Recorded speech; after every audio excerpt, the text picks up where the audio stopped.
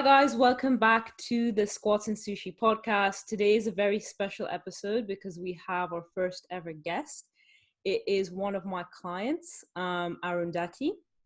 So she's going to introduce herself, tell us a little bit about how she got into training, how did she get into fitness, and then we'll just take it from there. Yeah. Hey everyone. First of all, really honored to be the first guest here.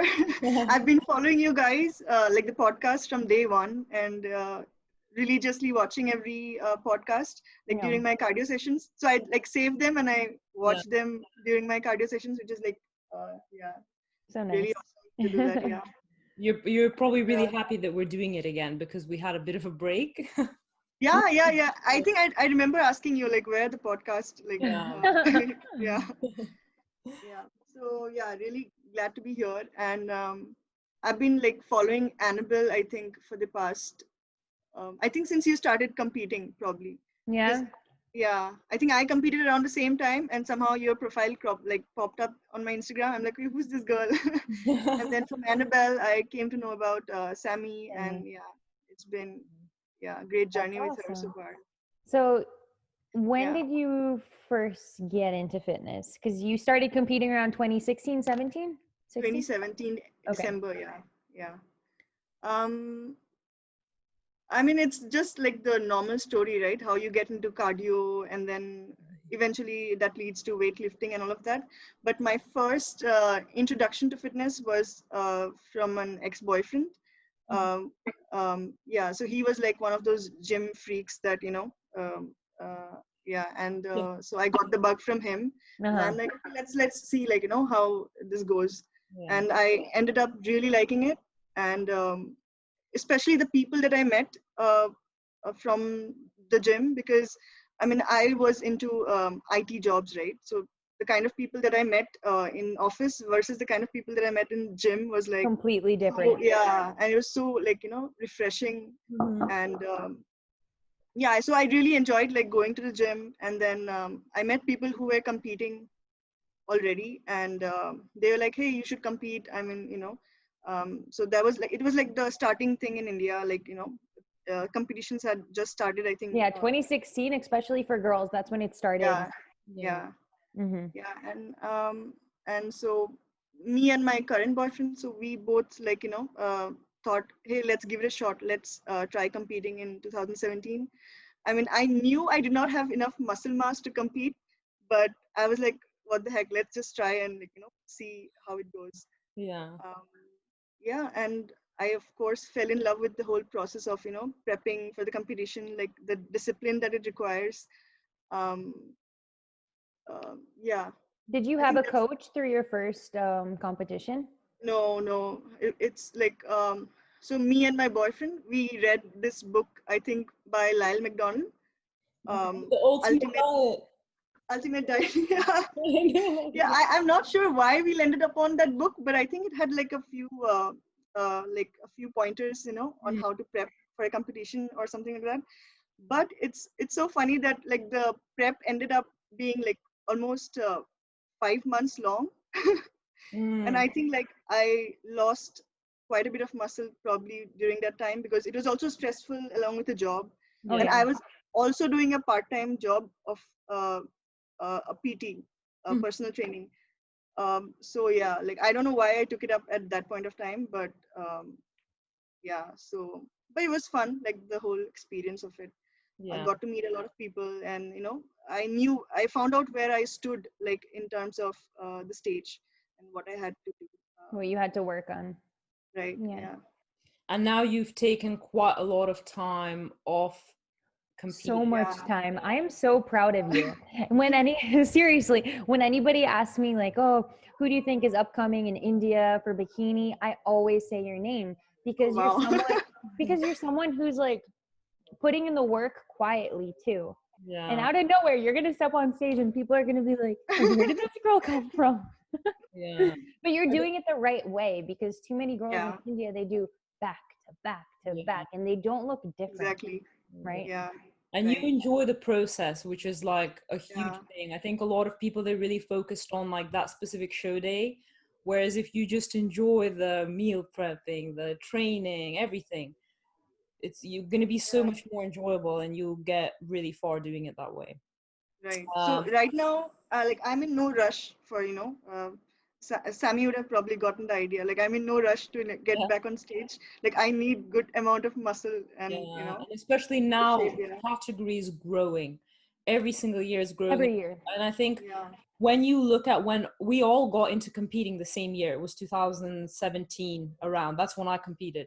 What was considered the like criteria for first place then compared to now, the girls are not even conditioned. Like it just looks so different. It's so different. Unfortunately, when you take so much time off, you're still remembering what your feedback was the last time you competed, but it's like the feedback now, they're looking for something different.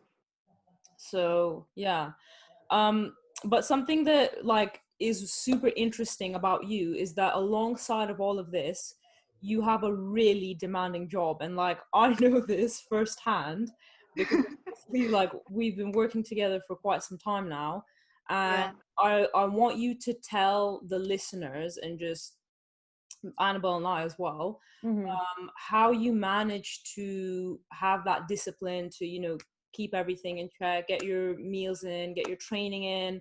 You never complain about anything. Like even with her meal plan, she never like says, "Oh yeah, can I have this instead?" Like she literally just stuck to it. Yeah. How demanding was your job? Like what time would it start? And so initially it was not really that demanding because given my experience, I could manage say get like a fixed amount of hours every day. So I could get my training in and whatever my cardio in. So it was not a problem at all. But then eventually as my experience increased, like right now I'm like 6 years in my job. So it demands a lot, right? Like, so it there's no like fixed time. So sometimes, and I worked with an US client. So their job, in their day starts like around say 8:30 p.m. my time. So I would have to be online and you're on their clock. Engage with them, and then in the morning I would have to discuss with my Indian colleagues, say around 10 a.m. So I mean it's like there are good days and bad days. So on the stressful days, like my job is like on my head 24/7. Like even when I'm sleeping, sometimes I get dreams about it. Like it's that stressful. No. So when would you find the time to train in a day that you're working? Yeah, so that's why I make sure that I work out in the morning, like first thing in the morning. And cardio days were like on the days when I had cardio, it used to be in the evenings. But when we started our prep, I had to like switch that a bit because we were doing a fasted cardio, right? So I had to get that in the morning and I had to go train in the evenings. I mean, it was, I mean, Sammy knows, right? It was quite stressful, and it showed in my body as well. Yeah. Like the whole prep scenario. But I feel you. Yeah. I mean, even though like I think it was fun because I got to do what I enjoyed the most, right? That's the whole prep thing. I mean, I enjoy prepping my meals. I enjoy getting my steps in.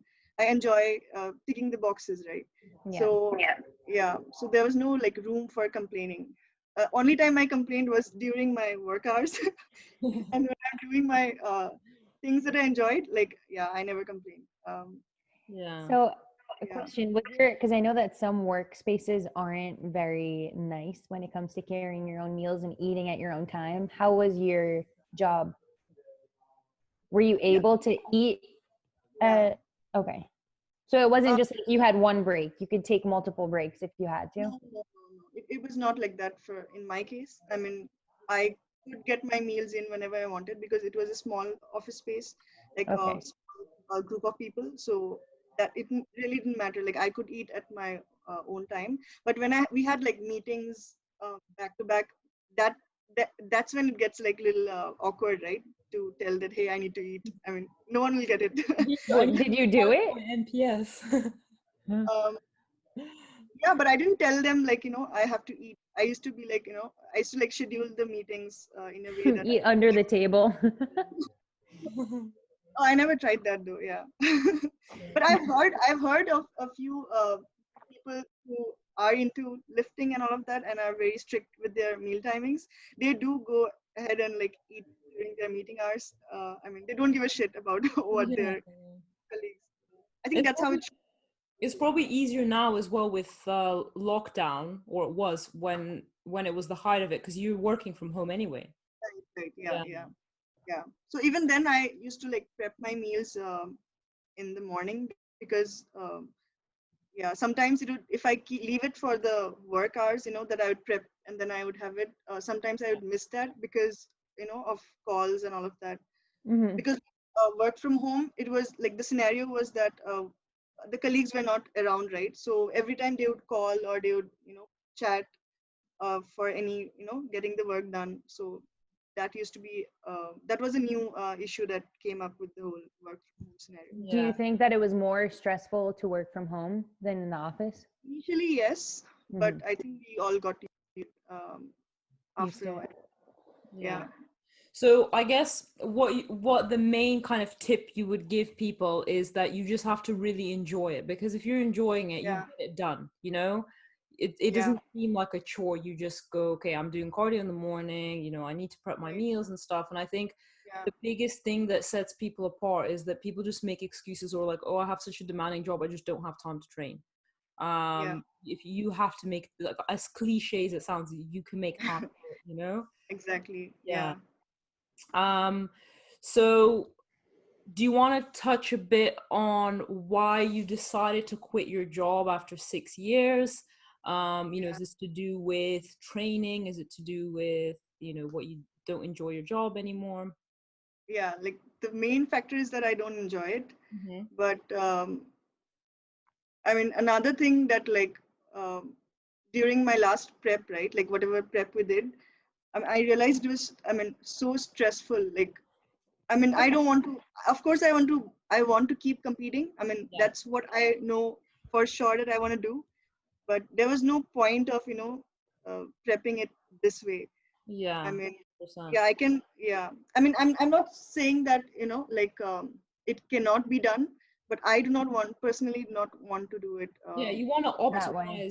optimize your potential. You don't want to be doing Right. something that's actually, like, if your Yeah. job is doing the opposite of that, preventing you from, Exactly. like, Arundhati had weeks where she couldn't train because she, like, even though she did everything she could, she didn't have time to do it because the day was just so long. And then we had weeks where we had to take her training down to like 3 days a week, Yeah. and realistically, if you want to, Steps. sorry, oh yeah, and steps. And the thing is, Yeah. unfortunately, like, you have to do those things when you're trying to cut Right. down on body fat and get really Yeah. lean. You're saying that you did this while she was on prep? These are things that you had to do? No, so in prep, yeah, she obviously has steps to do, she has cardio she needs to do, and with the amount of work she had, she couldn't do steps, cardio, and training in one day. Yeah.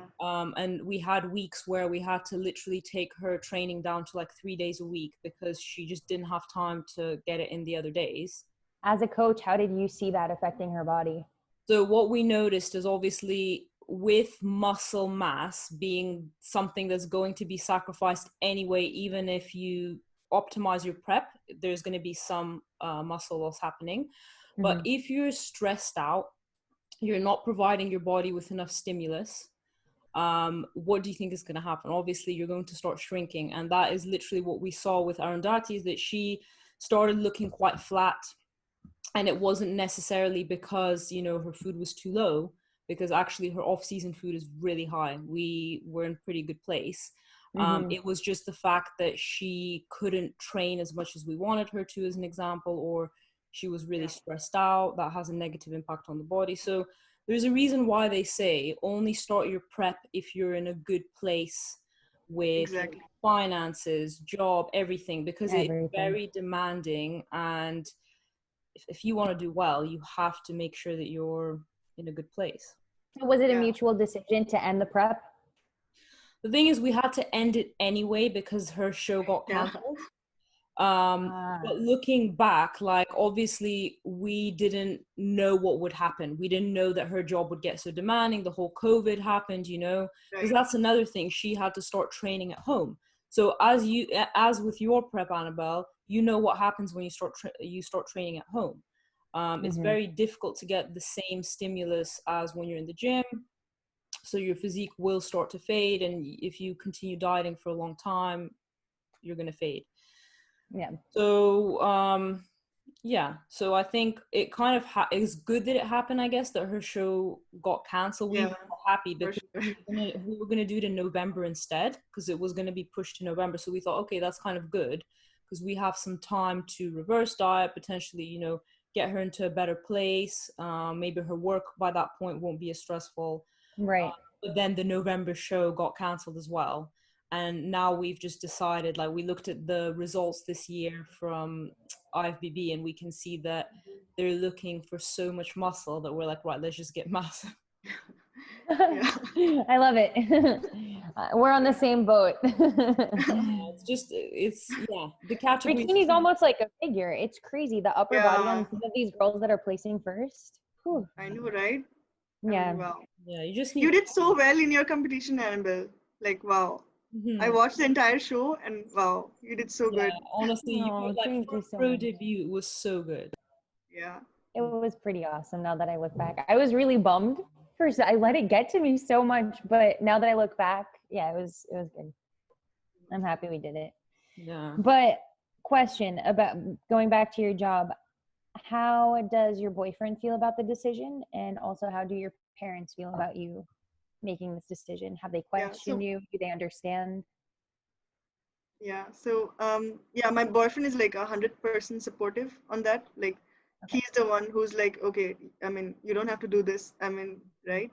Because, I mean, maintaining a regular fitness lifestyle and doing your job is okay, but like, if you want to get deep dive into competing and you have such high aspirations, I think there has to be a point where you have to like decide which way to go. Because I mean, I think we have discussed this with Annabel once, the Instagram post that Tom Believe had shared, where the energy towards one point, like all your energy. Tom Believe. What did it say? He was like, focus on one thing. Yeah. Like put all your energy into one thing. And that's where it's like, so it's like a picture where, he shows a point and your energy is towards like, in one direction.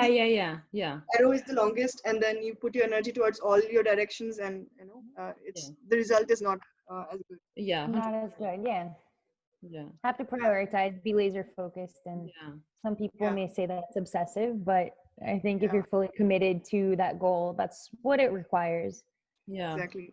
Yeah. So that way my boyfriend is 100% supportive, but my parents still don't think I'm like that serious about it. I mean, they are just taking it as, she's going through a phase, probably. I mean, she'll get back. Yeah. What do your parents think about you competing?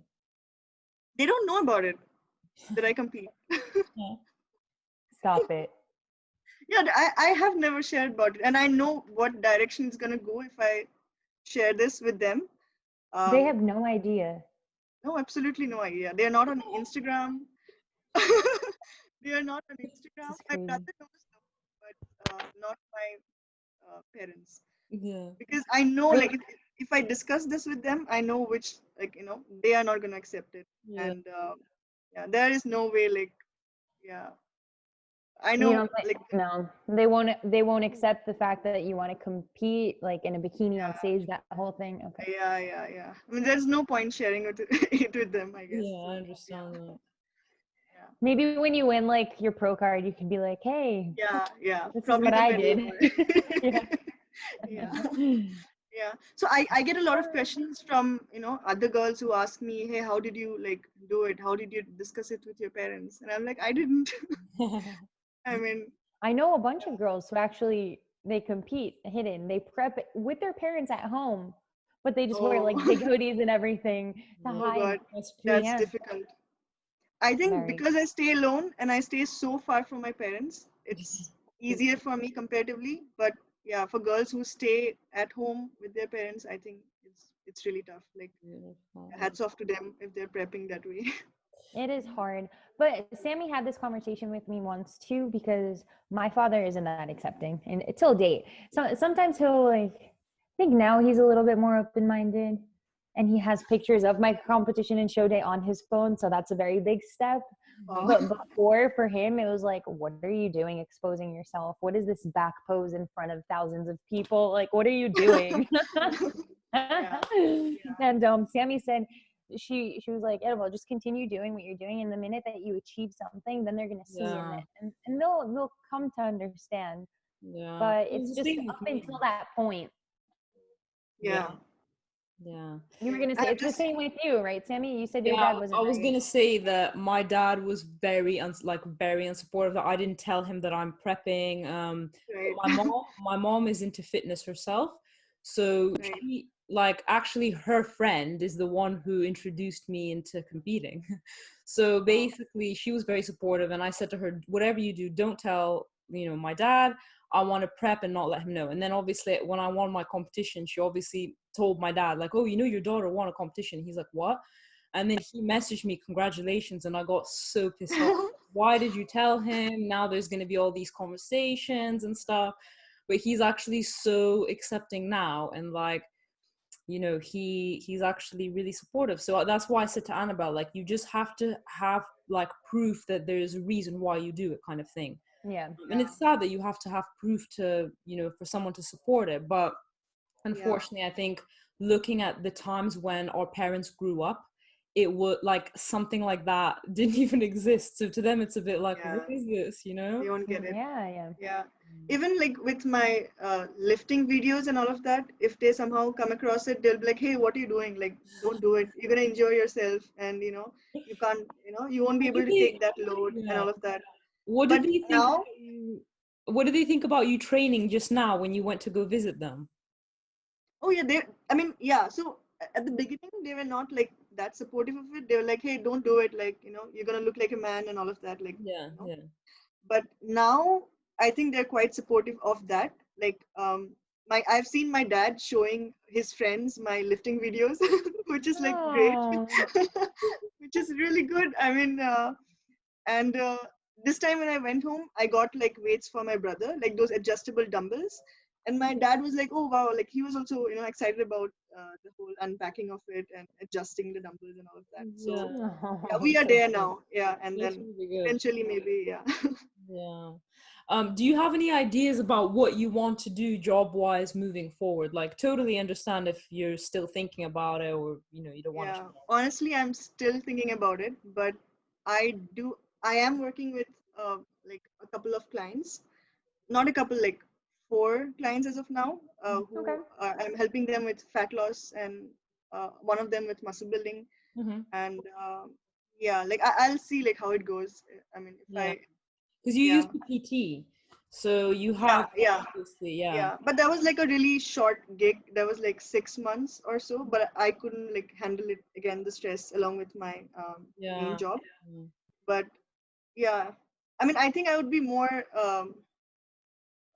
interested into like teaching someone than online coaching. But with the COVID, I think it's going to be a little difficult to pick that up. Definitely. But let's see. Like an office job, basically. Sorry? Online coaching is basically like an office job, because I was having this conversation with my aunt, because I'm staying at my aunt's over the lockdown, and we were just talking, and they're just like, don't you feel like with your job you're becoming more unfit because you're literally sat down the whole day? And I was like, that's actually so true. But like, for me to get my steps now, I have to like go out at lunchtime, like go for a walk, make sure that I get it in, then I have to do my training. It was a lot easier in the summer because I took time away from training because of the interview. But like now that I'm back into it, it's actually so difficult to manage. Whereas with personal training, like you get the steps in while you're training someone. You can immediately train after you train the client. If you have like a big gap, you can just go and train. So something that I kind of want to get back into after COVID is having a few clients like in person. One-on-one. Yeah. Otherwise, you're just sat at home on your own, and like that's what it comes down to. And I really try to answer my clients on my phone, but it's not the same as having a computer in front of you. Yeah. So yeah, I think I want to start with PT first, and then probably see it's how that goes. definitely a lot easier to transition to online. Like the only reason I really went online completely is because when I moved to London, I had to take all of my clients and put them online anyway. Right.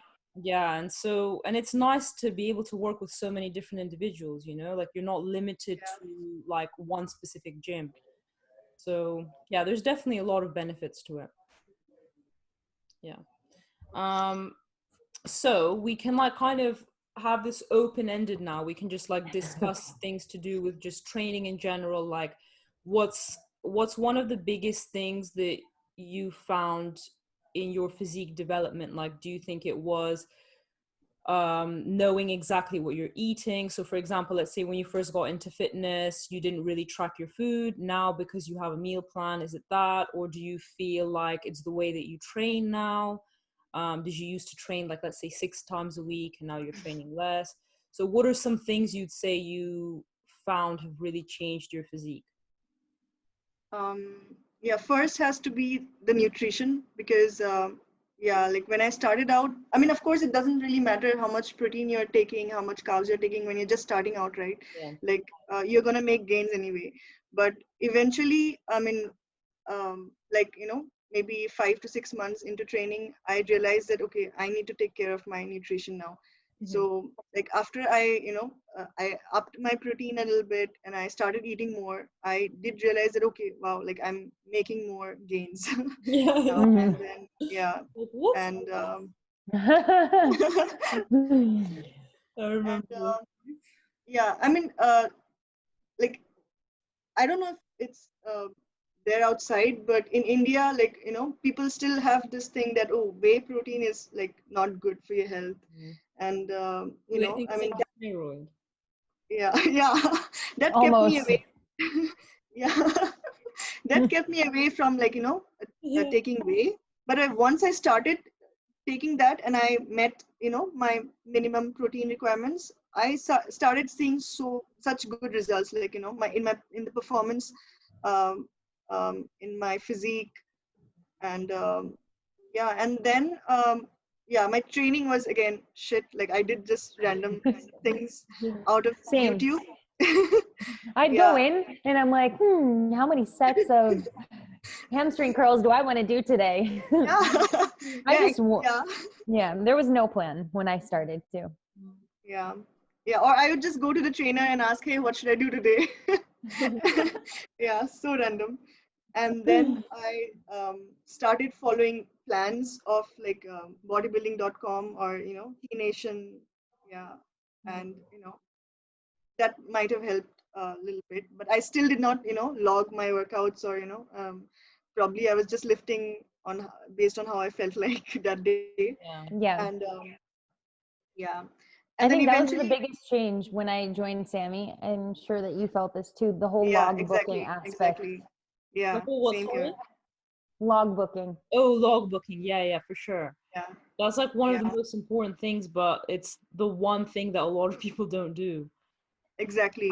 I go to Bevs and no one uses anything. I feel like I see maybe 2 or 3 other people log booking. Everybody else just trains. Remember it off the top of their head. I don't know. I don't think it's possible to remember. Like, even at my gym too, I don't see, like, I see only like a handful of people. Maybe Lalita uses it, and I have not seen anyone else use it so far. I mean, definitely log booking came like in the later part, but following a structured program also helped, like, you know, getting enough frequency and, you know, the volume. So I started off following Brett Contreras, like probably in 2000s. You had a program. So I got his online coaching. I mean, it's not online coaching, but it's like programming. Like he would make the programs for you, and you just follow them. Yeah. And I was of the mindset, hey, I don't need a coach. I'm just gonna do it all by myself. I'm just gonna eat a lot, and I'm just gonna bulk and make muscle. Yeah. Yeah. And did that then work? I realized, The thing no. is, you do. I mean, yeah, like, I mean, I'm sure I would have made a lot of progress, had I changed that mindset and got a coach a little earlier.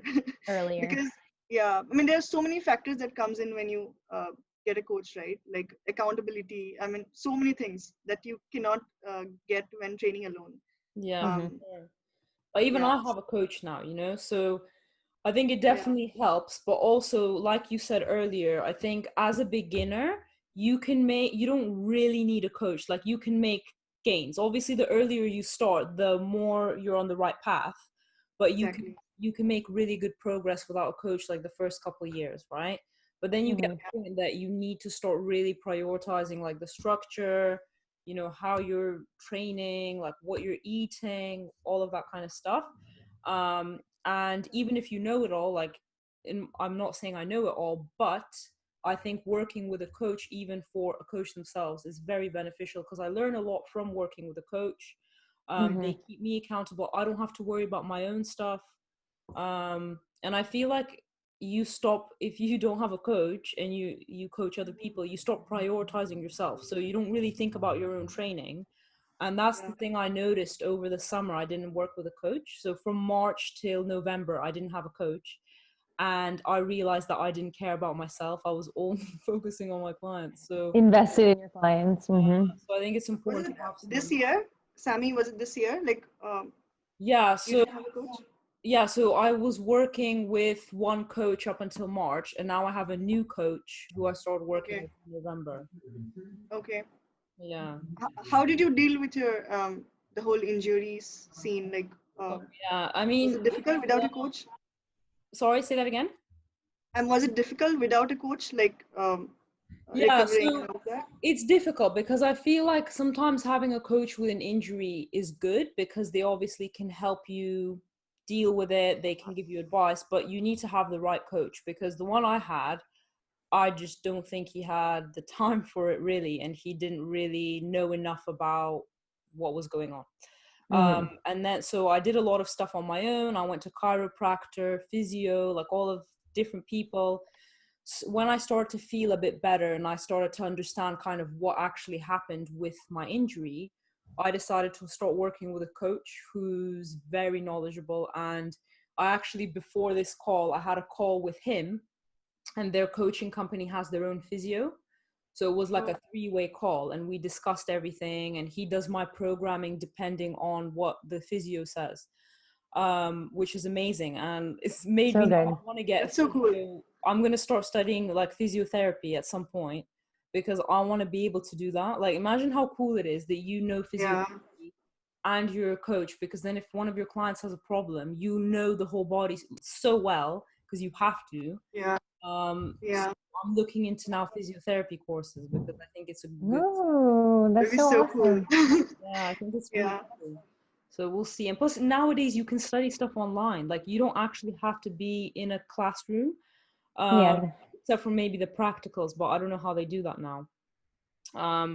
But yeah, I think working with a coach, for sure, you learn, different things from them.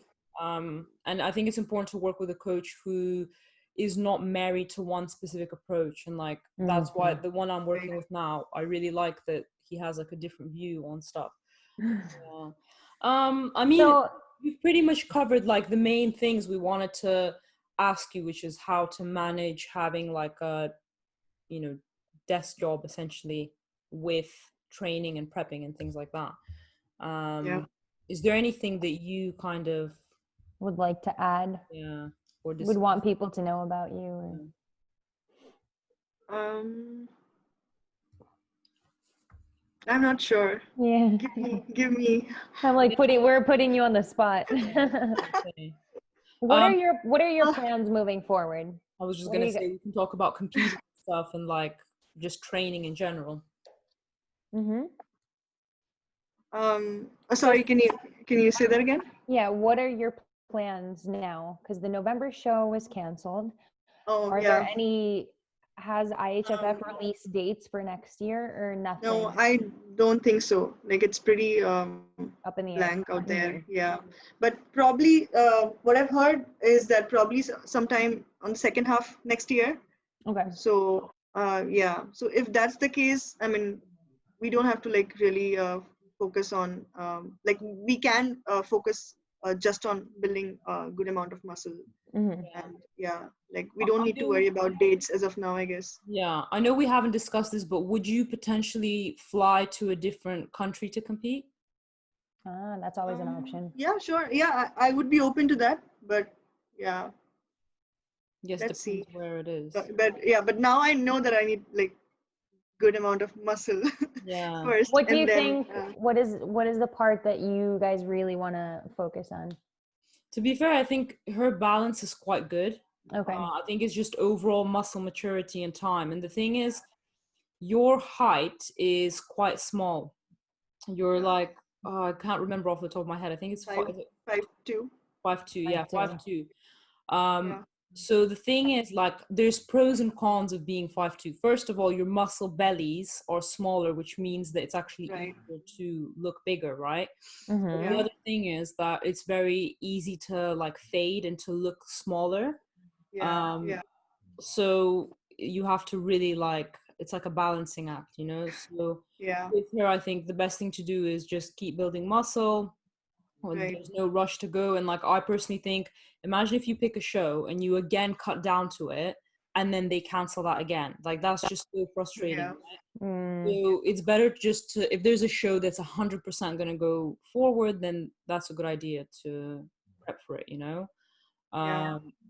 And something that we learned is that you want a shorter prep so that you keep as much muscle as possible, or even start reverse dieting into your show. Those are two things that that's a lesson we learned. Yeah, and as a natural athlete, you want to make sure that you that you're not constantly dieting, because your hormones are going to get affected by that, you know? Yes. Right, of course. And I have been like following a few competitors out there who are like of my height-ish, but the amount of muscle they have is like way more than I'm pretty sure they're not like natural, I guess, some of them. But yeah, even the natural ones, like even like the numbers are so high, like the shoulder press numbers and their lifts. Yeah. So I have like a long way to go. Yeah, for sure. Yeah, but you can get there. The thing is, like, Annabel was talking to Angelica the other day. And, and she, oh my God. Tell us what she said. It was so awesome. She remembered me. I was like, ah. She's like, oh, you tagged me in the story the other day, didn't you? And I'm like, yes, I did. That was me. Anyway, she was in the bathroom getting makeup done for a shoot that she was having at the gym. And then I asked her, when did she start competing? I was curious because I always thought 27 is late. I'm like, shit, I don't have much to go in this sport anymore. But no, her first show was at 29 years old. And you guys know that she did a figure show before even getting into bikini. Yeah. And she won her first Olympia when she was 32 or 33. Yeah. Yeah. And she's 36 now. Yeah. So it's been a journey. It takes time. Like, of course you see a lot of the younger girls, like 22 years old, like, I'm not going to name names, but girls, yeah. But it's so obvious that they take stuff. Like, so obvious, 100%. And the muscle maturity they have is clear that they're taking stuff, right? And the thing is, like, I mean, it is question, because I'm very naive when it comes to steroids, but it is not possible for a 22-year-old to stand next to Angelica, a 29-year-old, and have the same muscle maturity. No, of course not. You can't, right? No. Mm-hmm. Yeah, I think I know who you're talking about, but yeah. There's lots of them, and like, it's their it's their decision, right? Like, I don't judge people. Of course, no judgment. Yeah. I just know I personally do it. I wouldn't, unless my client is getting their like drug coaching from someone else, I wouldn't want to do it for them because I don't know enough about it. But I do think it's very possible to do very well, to have that physique, but it just takes time. Time, yeah. Because that's basically what steroids do. They just speed up the time that it takes for you to get somewhere, you know? Yeah. Right. And even with drugs, you reach a point where you plateau. And then in order to see more progress, you have to take more. And that's why it's such a dangerous thing, because it's like with any like drug, right? Even recreational, you reach a point and then you don't get the same feeling. Oh, you're not like as sensitive. By the way, I'm not to saying it. this because I know, because I've never done them, but it's what I've heard. Yeah. But you get to a point where it's like with alcohol, like, oh, okay, so I don't really get the same effect anymore. I'm gonna take more. And so that's why you see a lot of girls all of a sudden go from bikini to figure, because they're like, crap, like I've taken so much stuff now, I might as well do figure. And then they realize that I might as well do physique. So it's just a very like, you have to really think about it if you want to get into all of that. And I just think if I've been training my whole life and I'm like in my 30s and I still, after all that time, you know, don't look good, maybe I would consider it, because I'd be like, I've reached my maximum potential. Right. So now there's a point for me to do it, right? But why would you just start taking stuff and, you know? Agreed. I get furious when I see people who are like 16, not even 20 years old, already taking things. So hold on. Babe, how old was Arash when he first took something? We're like exposing everyone. After 17 years of training, Arash Rabar went on his first cycle. That's so good. That's really good that he did that. Yeah.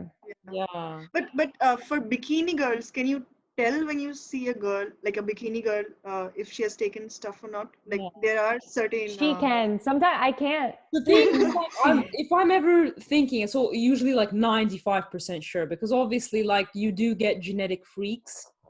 But for the most time, if you look at someone and their muscle is like very thick, then you know that, and they're young as well, then you know, unless they've been training since the age of like 4, which sometimes like, do you know who Hattie Boydell is? Australian. So I genuinely thought that she was taking stuff, right? But she's not. She's actually natural, and she has a natural pro card. And the reason I didn't know I thought she has taken stuff. Like, no, she doesn't. But the thing is, she's been training since the age of 4. Wow. She's been training since the age of 4, and she's now in her 30s. So she's basically been training for 30 years. Like, obviously, you're like that. Wow. You know, if you don't look like that after 30 years of training, right? So that's why with some people, when you look at them, like, you need to know their background and you need to know the content. But if you look at someone and 2 years ago they posted how they look like, or 3 years ago, and then they look completely different 3 years later, I'm sorry, but that's not possible. Like, even if you do everything right, like, even guys don't get results like that. Like, it's impossible. I just think I love natural bodybuilding. I think that's the most badass, for you to be able to dedicate so much time to evolve your physique like that. And the cool thing is, you get to keep that. You get to keep that. Whereas if you take stuff and you come off, you won't be able to look like that anymore unless you take stuff, because your body won't be able to go there without the assistance. So that's why maybe you've seen this meme going around where there's like a person that's like no steroids, and it just shows before and after, and it's like he stays exactly the same. And then you take a guy who's taken it, and like before they looked like massively jacked, and in the after pictures they have all this saggy skin. Because the skin the skin is stretched to fit the muscle, and then obviously if you don't have it anymore. So it's better just to be patient. I wonder though if how the bikini division is going to evolve in the next couple of years with like the younger generation taking things. I wonder if that's just going to like raise the standard even more. You'll see, but the thing is, like, it's difficult to know, because sometimes I feel like now that they've introduced wellness, they might go, okay, well, that's like the muscly category, so they might actually make bikini a bit less muscly. And if you look over the years, the girls who win Olympia, like, sometimes you look and it's like they don't even have that much muscle. Like, like, even, you know, the girl who won last year, Issa. Like, Yeah. to be honest, she doesn't actually have that much muscle. She's really small. She's so small. Yeah, she's so small. So like it's difficult. I feel like this year they are looking for quite a muscly girl. So it just depends, and that's why you have to keep looking at like what is the category. Sometimes that's why it's good to compete every few years to see kind of what your feedback is. And like I think that at first we were like thinking, oh, because it was Corona, maybe it wasn't optimal for Annabel to compete. But the thing is, if she didn't compete, we wouldn't have gotten feedback, right? I wouldn't know. Literally, you look perfect, you just need more muscle.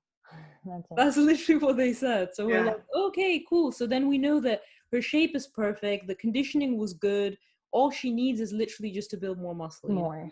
Yeah. And that requires just like not being in COVID times, Exactly. in an off season. Yeah. So it's not like if the judge were to tell you, you just need to come in tighter. Yeah, that's the then most annoying. You can work with that.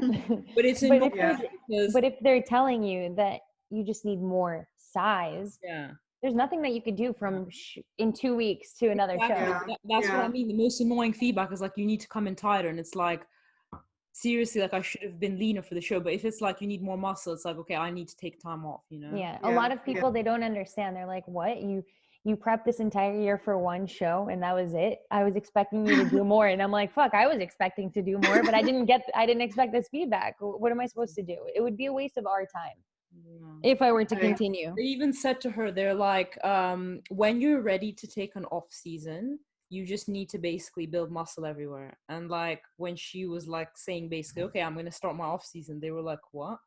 Like already? That's good that you think like that, because a lot of people, like, I think they just want to compete like all the time. They want that time away. So I have girls like asking me, I mean, when I look at them, I know that they're not like ready.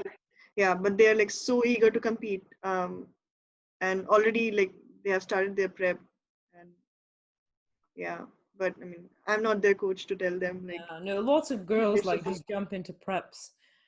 Again, it's fine if you just want to do it or to get feedback, I guess, to see where you stand. Sure, but then don't do a second show.